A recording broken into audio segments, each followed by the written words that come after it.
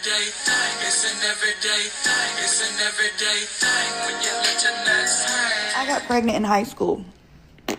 I had got pregnant at 16. I had my son at 17. And I remember when I went home and told my mom I was pregnant, like I was scared to death because I already knew, because my family was really fucking racist. And I'm about to tell this woman I'm having a black baby. And so I thought that she was going to react on the fact that I'm 16 and pregnant. That's really what I thought. Like, you're in high school, you're pregnant, you need to graduate. No. What does she do? If you will abort that baby and give me a white grandbaby, I will buy you any car that you want. What?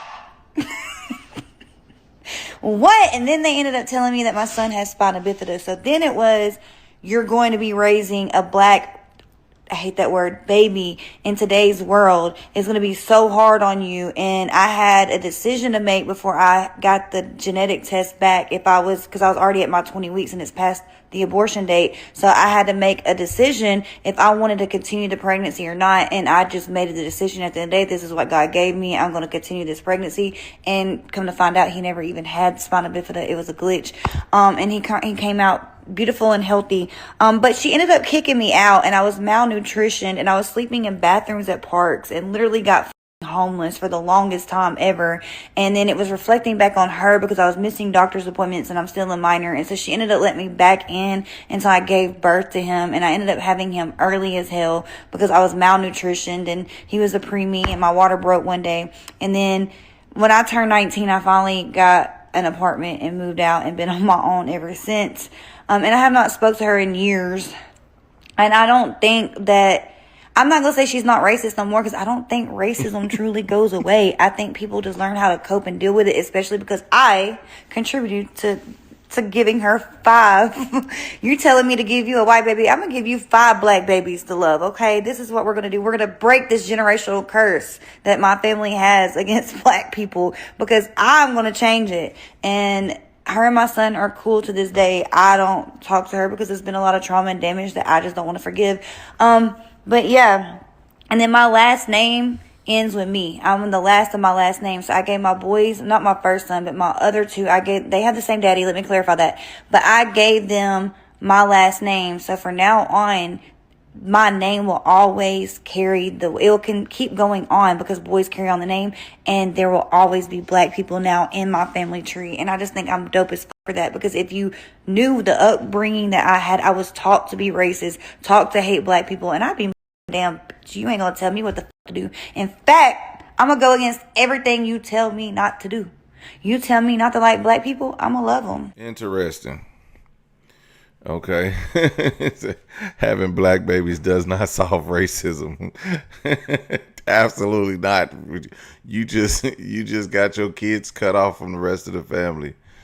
I'm gonna tell y'all a story. I've told this story before in another video where it was this girl.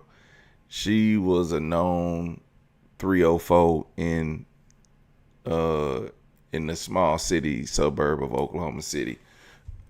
Outside of Oklahoma City. I'm not gonna say where because everybody gonna know who. I mean, people who know me probably already know. But one time she came over my house, right? And she said I could do a magic trick. And I'm sitting there playing my game. I'm like, cool, what's the trick? And she didn't say nothing. And then she just said, I was like, girl, did you just fart on my floor? She was like, no, I queefed. I was like, what? And then she made this sucking noise with her.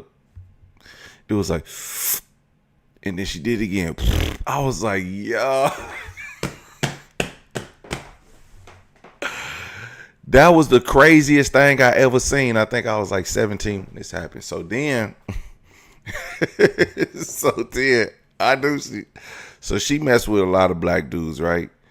And she was out there, right? So then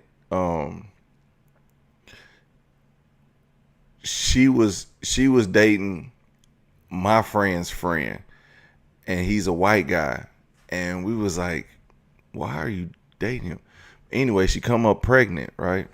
And so this white guy, man, he thinks he's the father. He's like, taking care of her, taking her all her doctor's appointments, doing all these nice things. Her family is excited. Her dad's a racist. Her dad's a real racist. Like he do not like black people. Okay.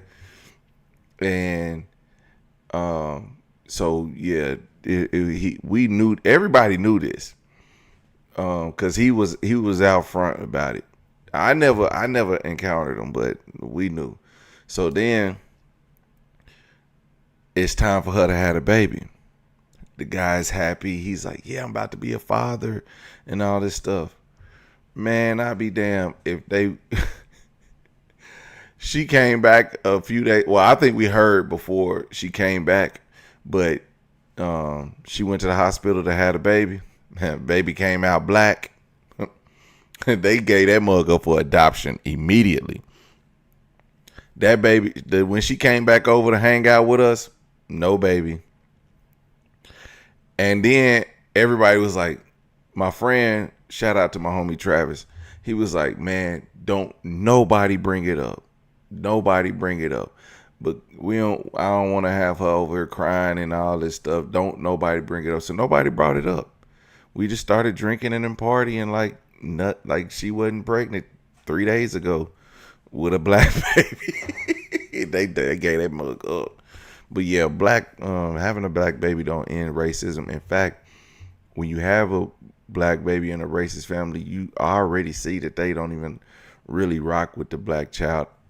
Man, I could tell y'all real life stories, but I'm not gonna go too deep, but impersonal. But I'm gonna just tell you, they show who they really are when it comes to having black grandchildren. That just because you have a black grandchildren don't mean that they gonna love that baby like that.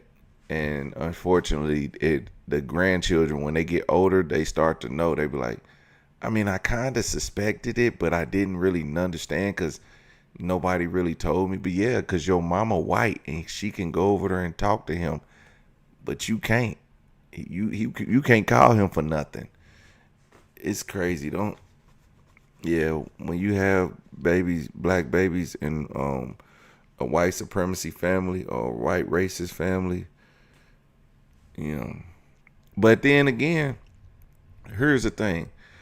A lot of people say black men who bring home white girlfriends, that the mom hates them and all this, and black people, they don't like white people. That could be very well true in a lot of instances. But I'm going to tell you what, black families are more accepting to their biracial children. Now, that don't mean that these biracial children don't be messed up and crazy and stuff like that, and they do crazy stuff.